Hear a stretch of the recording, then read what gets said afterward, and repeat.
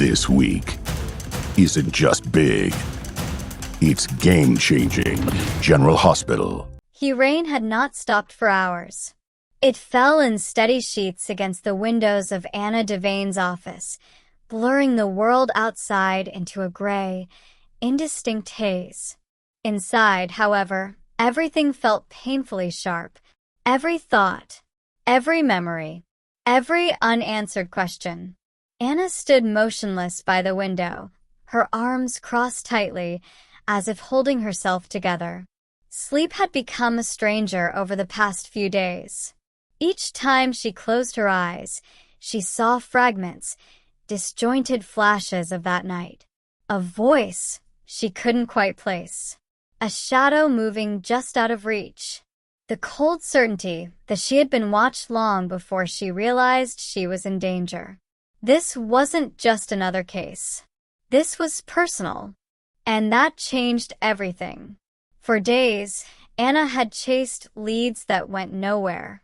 Names that seemed promising dissolved under scrutiny. Alibis checked out. Evidence contradicted itself. It was as if someone had meticulously designed a maze just for her, one with no exit. But Anna Devane had never been one to give up. Not when the truth was this close. She turned away from the window and walked back to her desk, where files lay scattered in controlled chaos. Photos, notes, timelines scribbled and crossed out. Red lines connecting people who on the surface had no connection at all. Except they did. They had to. Her eyes landed on a photograph she had nearly dismissed before. A simple image. Harmless. Forgettable. And yet, Anna picked it up slowly. "There's something about you," she murmured under her breath. The person in the photo wasn't suspicious. Not obviously. That was the problem. They blended in too well. Always present, yet never the focus. A background figure in every critical moment. Too consistent to be coincidence. Anna felt a familiar spark ignite in her chest, the instinct that had guided her through countless investigations. This was it. She pulled another file closer, flipping through pages with renewed urgency.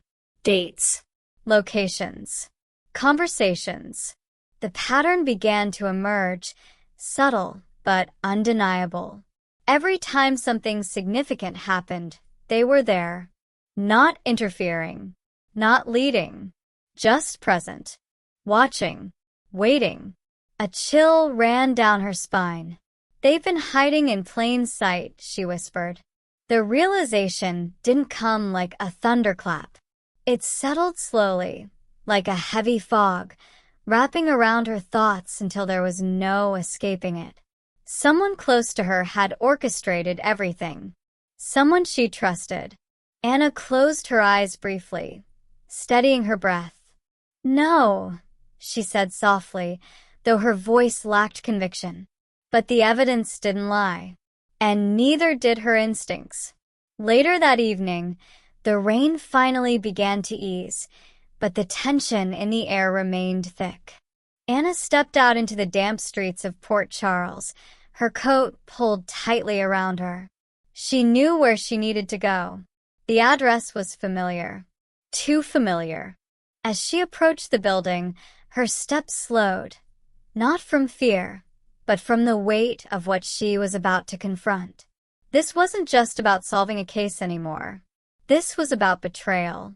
Anna paused at the door, her hand hovering just inches from the handle. Once she stepped inside, there would be no turning back. She exhaled slowly and pushed the door open. The room was quiet. Too quiet. Soft lighting cast long shadows across the space, giving everything an almost surreal quality. For a moment, Anna simply stood there, taking it all in. And then, "You came." The voice cut through the silence like a blade. Anna turned slowly. There they were, exactly where she expected them to be, waiting. "I was wondering how long it would take," the person continued, their tone calm, almost amused. Anna's expression remained steady, but her heart was racing. "Not long enough," she replied evenly. A faint smile touched their lips, still as sharp as ever. Anna took a step forward, her gaze never leaving theirs. "I didn't want to believe it," she said. "I kept looking for another explanation, another suspect, something, anything, that would prove I was wrong." "But you weren't," they said simply. The casual admission hit harder than any denial could have. Anna's jaw tightened. "Why?" she demanded. "Why go through all of this? Why me?" For the first time, something shifted in their expression. Not guilt, not remorse. Something colder. "Because you were the only one who would understand." Anna let out a bitter laugh. "Understand," she repeated. "You kidnapped me, manipulated everything. And you think I'm supposed to understand that?" "It wasn't supposed to go like this," they said, their voice lowering slightly. "But you forced my hand." Anna's eyes narrowed. "No," she said firmly. "You made a choice." Silence stretched between them, heavy and suffocating. Then Anna did something unexpected. She stepped closer. "I know everything," she said quietly. "The timing, the access, the lies. You were careful, very careful, but not careful enough." Their eyes flickered, just for a second. That was all Anna needed. "You see," she continued, "that right there. You can't hide it. Not anymore." The illusion cracked. Not dramatically, not completely, but enough. What followed wasn't a confession. It didn't need to be. The truth hung in the air between them, undeniable and inescapable. Every word spoken, every silence shared, it all pointed to the same conclusion. They had done this, all of it, and they weren't sorry. Anna felt a surge of emotion rise within her. Anger, disbelief, heartbreak. But she forced it down. This wasn't the time to lose control. "You could have come to me," she said, her voice quieter now. "Whatever this is, whatever you thought you had to do, we could have handled it together." A shadow passed over their face. "You don't get it," they said. "You never did." "Then make me understand," Anna shot back. But they just shook their head. "It's too late for that." The weight of those words settled heavily over the room. Too late. Maybe they were right. Maybe some lines, once crossed, couldn't be uncrossed. Anna took a step back, creating distance, not just physically, but emotionally. "This isn't over," she said. A faint smile returned to their lips. "Of course it isn't." When Anna finally walked away, the night air felt colder than before. The rain had stopped completely, leaving behind a strange, uneasy stillness.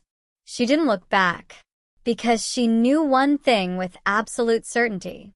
This was only the beginning. In the days that followed, nothing felt the same. Port Charles carried on as it always did, people going about their lives, unaware of the storm that had quietly unfolded beneath the surface. But Anna saw things differently now. Every conversation felt layered. Every glance held potential meaning. Trust, once given so freely, now felt like a liability. And yet, she couldn't stop, wouldn't stop, because the truth she had uncovered raised more questions than it answered. Why had they really done it? What were they trying to achieve? And most importantly, were they working alone? Late one night, as Anna sat alone in her office once again, she stared at the board in front of her. What had once seemed like a completed puzzle now looked incomplete. Pieces were missing, connections unresolved, and deep down, Anna knew the truth. She hadn't uncovered the whole story. Not even close. Her eyes drifted to a single note she had written earlier that day. Look deeper. Anna leaned back in her chair, exhaling slowly. All right, she murmured. If this is a game, then let's finish it. Somewhere else in Port Charles, a phone buzzed softly in the darkness. A message appeared on the screen. She knows. A pause. Then a reply. Good. Another pause. Phase 2 begins now. Back in her office, Anna suddenly felt it. That unmistakable sensation. The one she had learned never to ignore. She wasn't alone in this. Not really. And whatever was coming next, it would be bigger, more dangerous, and far more personal than anything she had faced before. Anna stood, her expression hardening with resolve.